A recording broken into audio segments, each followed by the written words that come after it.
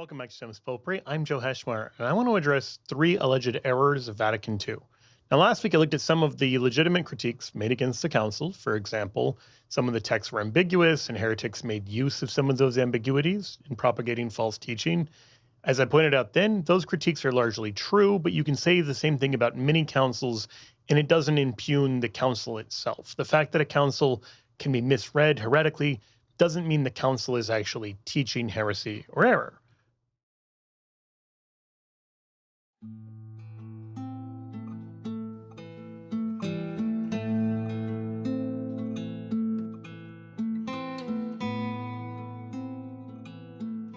Quaestio disputata on conciliar ambiguity. Article 1. Whether ambiguous language used by an ecumenical council can never be considered the teaching of heresy or error.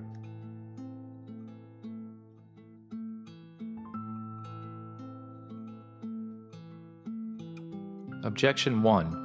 It would seem that the employment of vague or ambiguous language by a council cannot be considered the teaching of heresy or error. For throughout church history, duplicitous or malicious actors have utilized potentially vague terminology in former councils to promote heresy, seizing upon what was thought to be clear language in an attempt towards the rewriting of doctrine, despite the council's intentions to the contrary. Therefore, a council's use and employment of language in forming its decrees should not be held responsible as the teaching of heresy or error when individuals pursue such avenues in bad faith, nor should it impugn such a council as to holding such an intention as deliberately teaching heresy or error.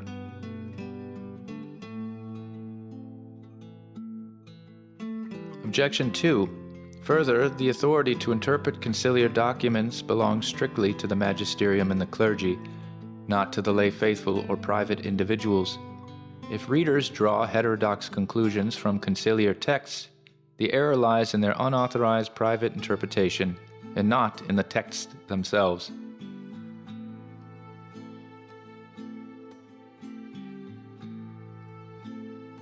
Sed contra. On the contrary, Pope Pius VI, in Auctorium Fidei, explicitly condemned the Synod of Pistoia for using calculated, ambiguous language, declaring that errors must not be left to be corrected by later interpretation, but must be excluded by clear and unambiguous phrasing from the outset. Furthermore, the essential purpose of a council is to serve as a regula fidei, a clear rule of faith. Therefore, deliberate or structural ambiguity that naturally gives rise to error constitutes a failure of clarity that directly facilitates the teaching of heresy or error.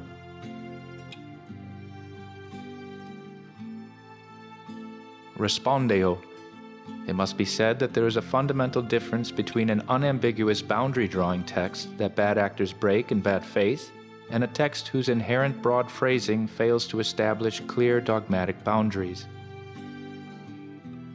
In former ecumenical councils, the Church utilized precise technical language and explicit negative canons designed specifically to exclude error. When historical heretics attempted to twist those texts, they were forced to alter or defy the plain meaning of the defined terms.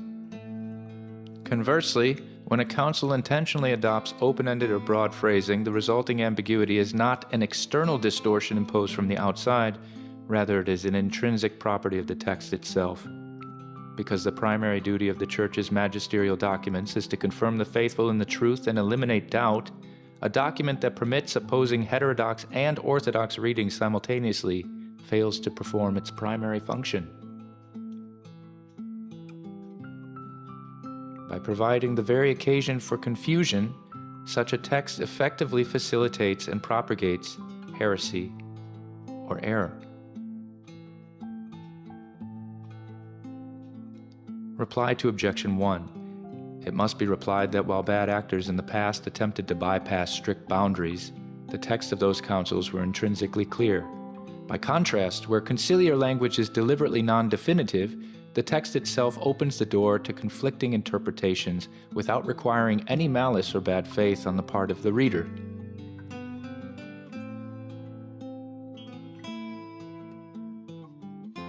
and reply to objection 2, it must be replied that Vatican II explicitly styled its documents as pastoral, with an explicit intent to communicate the faith directly to the modern world. If a pastoral text is so ambiguous that an ordinary reader, reading it in good faith, requires an expert theological apparatus to avoid falling into heterodoxy, the text fails on its own stated pastoral terms.